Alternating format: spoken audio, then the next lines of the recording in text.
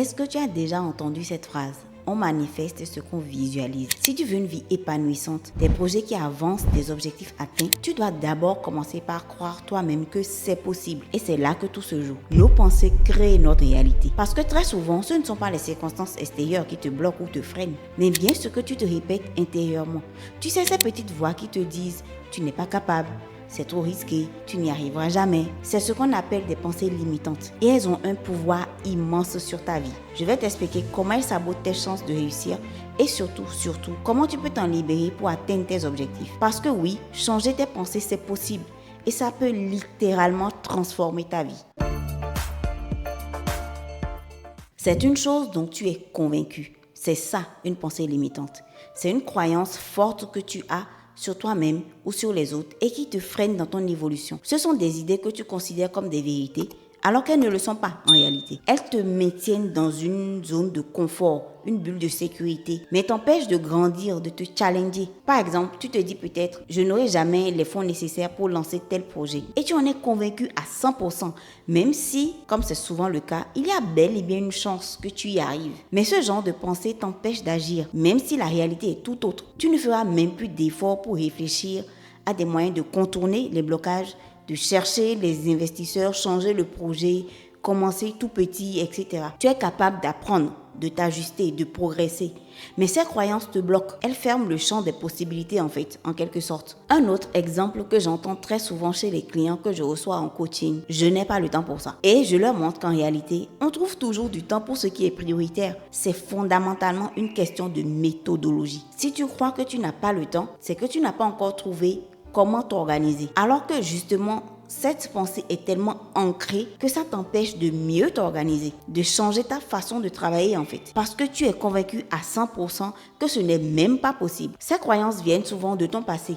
Des choses qu'on t'a répétées quand tu étais enfant. Ça peut venir aussi des expériences d'échecs que tu as connues, surtout si tu en as connu plusieurs, ou simplement l'influence de la société. Elles se sont enracinées en toi et aujourd'hui, elles te semblent tellement normales que tu ne les questionnes même plus. Et c'est pour ça qu'elles ont autant de pouvoir sur ta vie et ton épanouissement. Ces pensées influencent directement tes actions. Si tu crois que tu n'es pas capable, tu ne vas pas essayer ou tu vas te saboter en cours de route. Alors que si au fond de toi, tu crois que tu peux y arriver, même si c'est difficile, tu agiras différemment et tu te donneras les moyens d'y arriver. Ça amène une sorte de fatalisme terrible qui impacte ta vie professionnelle et personnelle et te fait rester dans des situations impossibles qui ne t'arrangent pas. Mais tu ne fais rien pour en sortir. Quelqu'un qui veut changer de carrière pour X raisons ou créer une entreprise, mais qui se dit « à mon âge, c'est trop tard ». Cette personne va rester dans cette situation qui ne la rend pas heureuse simplement parce qu'elle croit dur comme fer que le temps joue contre elle. Alors qu'on a des milliers de personnes qui ont réussi à se réinventer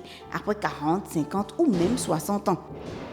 Autosabotage, stagnation, perte de confiance, tu restes dans ta zone de confort au prix de tes rêves, au prix de ta croissance personnelle, au prix de ton épanouissement. Je te propose un petit exercice. Commence à prêter attention aux phrases que tu te répètes régulièrement. Quand tu fais face à un challenge, un défi, un objectif ambitieux, qu'est-ce qui monte en toi?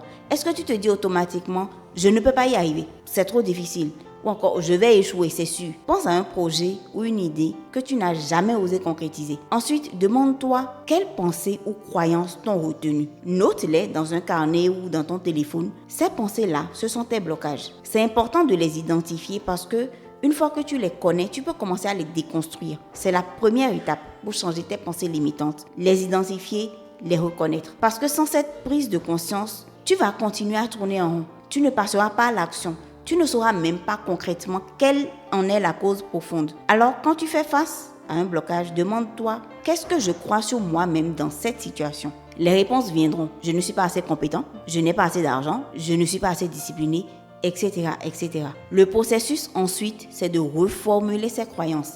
Par exemple, si tu te dis « je ne suis pas assez compétent », tu peux remplacer cette pensée par « je vais développer telle et telle compétence qui me manque actuellement ». Pour « je ne suis pas discipliné », ce sera « je vais commencer à mettre en place telle habitude et m'y tenir ».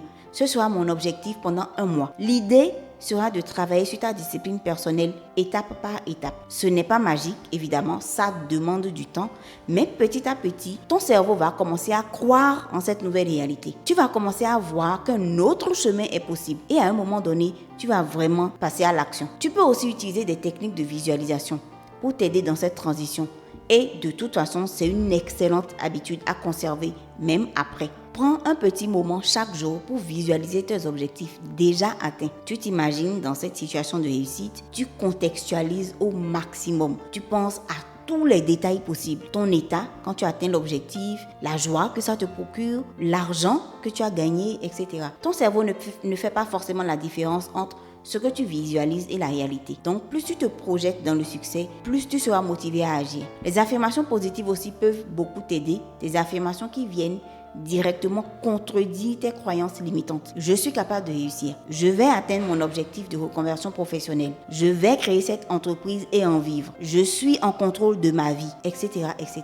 Et entoure-toi des personnes qui te poussent vers le haut, qui croient en toi et qui te le disent. Tu en as besoin. Tu as besoin d'entendre que tu es capable de bien plus que tu ne crois. Tu as besoin que des gens en qui tu as confiance te disent que tu vas y arriver. C'est un soutien et une motivation très forte pour te challenger et aller au bout de tes ambitions. Les pensées limitantes peuvent être de grands obstacles dans ta vie. Mais le bon côté, c'est que tu as le pouvoir de les changer. En les identifiant, en les reformulant, en t'entourant de la bonne énergie, tu peux te libérer de ce qui te freine aujourd'hui.